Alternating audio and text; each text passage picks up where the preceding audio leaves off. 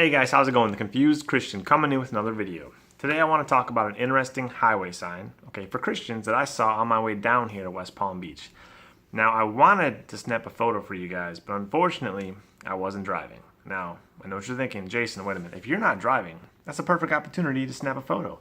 And that would be true in most cases, but unfortunately in this case my wife was driving, which means my nails are kind of stuck in the front of my Ford F-150 dashboard, and the whole time I'm sitting there, I'm just kind of reliving moments, from my first dog to my first school dance to my wedding day, to my child being born, the day before. So I kind of have that going through my head, and I don't really have time to grab the camera to get the picture, so I couldn't get it.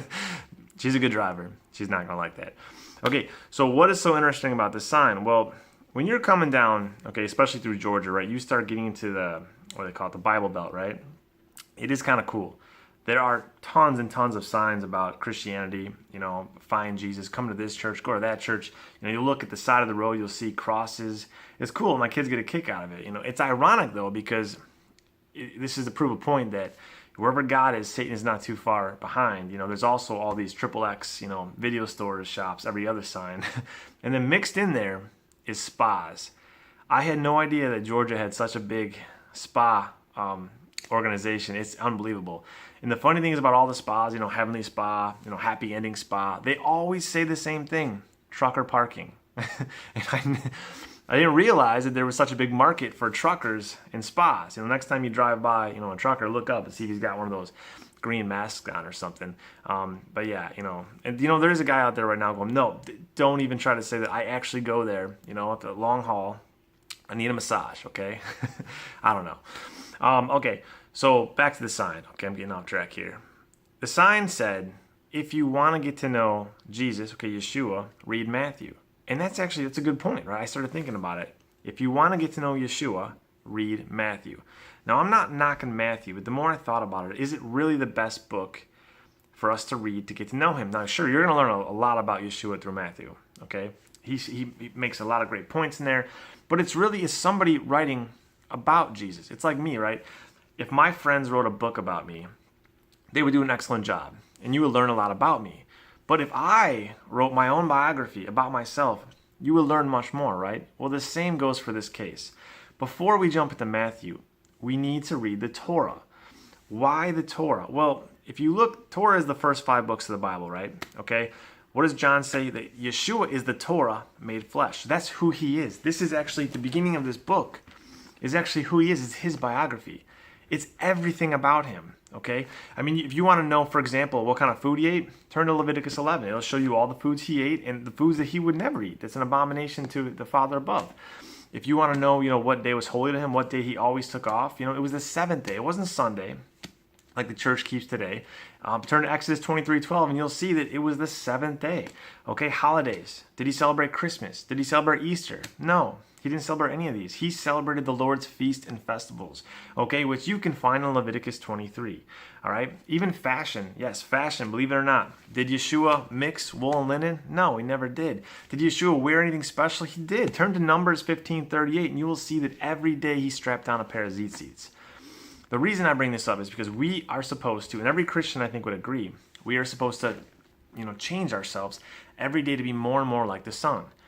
Well, in order to do that, yes, we can read Matthew and learn a lot about Yeshua and try to really, change our ways of how we live life to be like him. But if you really want to get to know him, read the first 5 books. It'll tell you everything that you need to know about him, because that is him, all right? He is the Torah made flesh. Now, right off the bat, I get what you guys are going to be thinking. A lot of you out there thinking, wait a minute, Jason, Leviticus, Numbers, this is boring.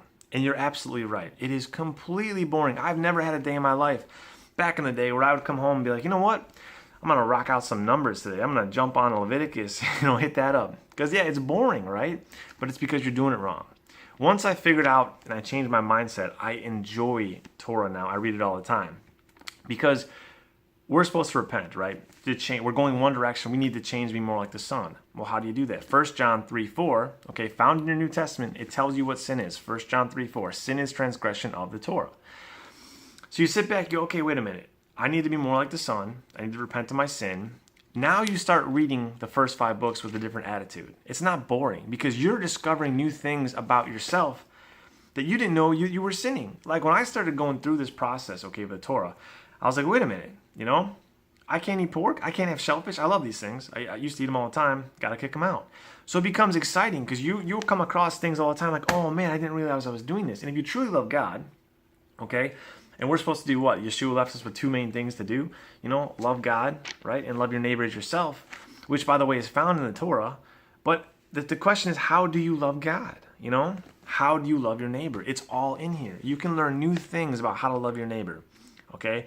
You can learn new ways about how you should love and honor God, the way He wants it done, not the way we think He wants it done, okay? Because a lot of churches try to guess the way He truly wants it done. All right, so interesting highway sign, Want to know Yeshua? Want to know Jesus? Read Matthew, which I think is great. But honestly, start first with these first 5 books. Because then when you go and read Matthew, you'll have a better understanding of exactly what Yeshua is doing because He never breaks the Torah. He's fulfilling it perfectly. He's walking it out. And you will understand, okay, how to truly repent and how to turn. So get to know Yeshua. Go out there and read the Torah, okay? All right, guys, as always, if you want to email me, helpconfusechristian@gmail.com, and go out there and seek the truth. Seek it with everything you got. I'll catch you guys next time.